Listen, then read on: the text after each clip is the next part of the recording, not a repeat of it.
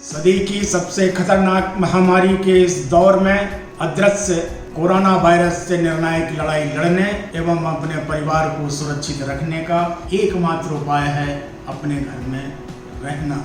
मैं आप सभी से अपील करता हूं कि इस कठिन समय में धैर्य एवं संयम बरतें। हम निश्चित ही विजयी होकर शीघ्र ही जीवनचर्या में वापस होंगे। विक्रांत में अध्ययनरत आपके बच्चों से समूह के विद्वान शिक्षकगण विभिन्न ऑनलाइन संसाधनों के माध्यम से अध्ययन अध्यापन कार्य सुचारू रूप से संपन्न करा रहे हैं, जिससे आगामी परीक्षाओं में उनका प्रदर्शन बेहतर हो सके। मैं यहाँ 18 मार्च को आया था, गोल्ड के सिलेक्शन के लिए आया था। रतलाम का गोल्ड फेमस है इसलिए आया था। तो कुछ डिज़ाइंस के अंदर सिलेक्शन नहीं हो पाया, तो इसलिए लेट हुआ जा रहा था। फिर 20 मार्च को मोदी जी ने लॉकडाउन के लिए घोषणा कर दी थी, तो फिर सोचा चलो 23 मार्च को हम निकल जाएंगे। तो 23 मार्च को फिर मोदी जी ने 22 तारीख को रात को वापस लॉकडाउन के लिए घोषणा कर दी, मार्च से 31 तक। तो उसके बाद ये लॉकडाउन चलता रहा। तो उसके बाद मुझे पता नहीं था कि मेरी शादी इस तरह से होगी लेकिन हाँ, अब तो यहीं फंस गया था।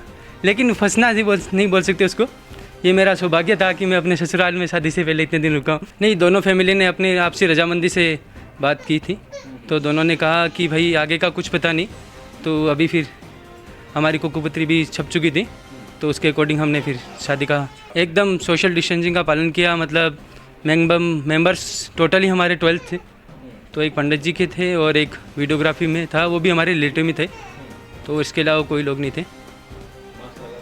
मास्क लगा के हमने पूरा सोशल डिस्टेंसिंग का पालन किया था। नहीं, जो मोदी जी कर रहे हैं वो हमारे भले के लिए ही कर रहे हैं, तो हमें मोदी जी की बात माननी चाहिए।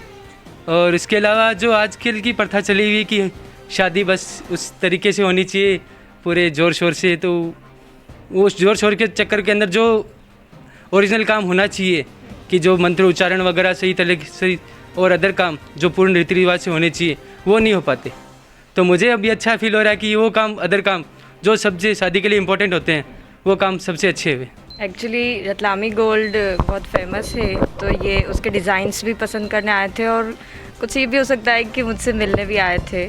तो शायद इतना लॉन्ग टाइम हम लोगों के लिए वो तो बहुत अच्छा रहा, बट ये कोरोना के कारण जो पूरा माहौल देश का ख़राब है उसकी वजह से बहुत सारे डिस्टेंसिंग रखनी पड़ रही है, तो उस वजह से यहीं रुक गए और अब मुझे साथ लेकर ही जाएंगे। जी नहीं, पत्रिका बंटने वाली थी, गणेश जी निमंत्रण देना था, बट नहीं हो पाया वो। और उसी दिन लॉकडाउन हो गया था, तो फिर सारा काम घर में ही हुआ है, पूरी सोशल डिस्टेंसिंग के साथ में हुआ है। जी यही मैसेज देना चाहेंगे कि महत्वपूर्ण रीति रिवाज होते हैं, लोग या दिखावा नहीं होता है, और वो सारा हुआ। और बाकी सारे खैर वो अखरती तो है कि हमारे परिवार के ही पूरे सारे मेंबर्स नहीं आ पाए, बट उन लोगों ने हमें मोबाइल से ही आशीर्वाद दिया, हम लोग कनेक्ट थे।